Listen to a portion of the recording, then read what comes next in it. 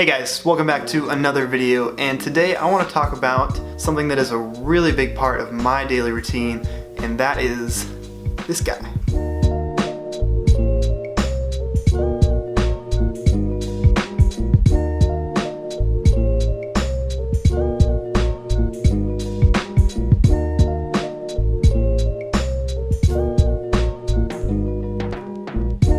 So before we get into the one that's on my wrist, I want to talk a little bit about the history of the Apple Watch.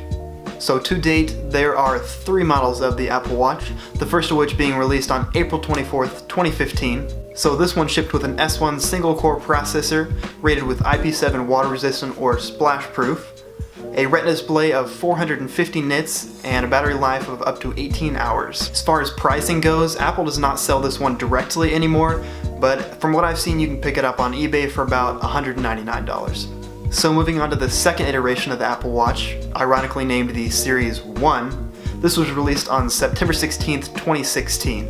So essentially the only changes with the Series 1 is that they added an upgraded S1P processor, but the display, the battery life, and the water resistant rating are the same as the original Apple Watch.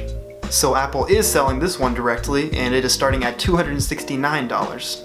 Now on to the third and current iteration of the Apple Watch, which was released with the Series 1 on September 16th, is the Series 2.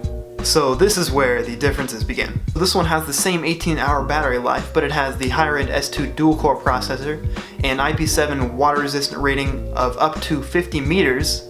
So basically what that means is you could take that in the shower, take it on a swim, and it's not going to affect it at all. The way Apple has done this is with their new water ejection feature. So basically if water gets into the speakers at all, it'll just prompt you to turn the digital crown on the side, and the speaker will sound and it will eject the water. It's pretty cool. And finally, the Series 2 has a display of 1000 nits, which is twice the brightness of the previous generations, and you can tell, as well as a standalone GPS feature. So if you like to take your watch on runs, then you don't have to take your phone with you. So the big question, which one is right for you? It depends. If you want an Apple Watch just to have an Apple Watch, then the original Apple Watch would be just fine.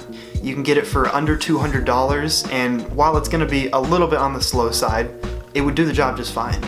Basically, if you're on a budget, then get the original Apple Watch.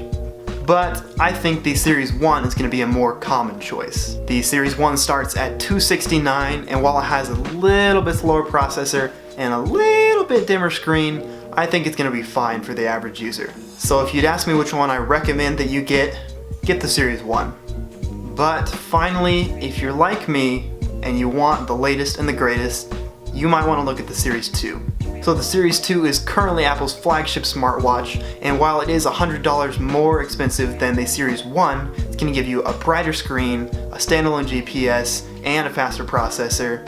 So is it worth it? It was to me. That's what's on my wrist. Basically, if you want the latest and the greatest, go get the Series 2. You won't be disappointed.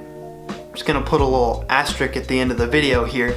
There have been rumors of a Series 3 Apple Watch being released later this year in the fall, so if you really want the latest and greatest, maybe wait on that.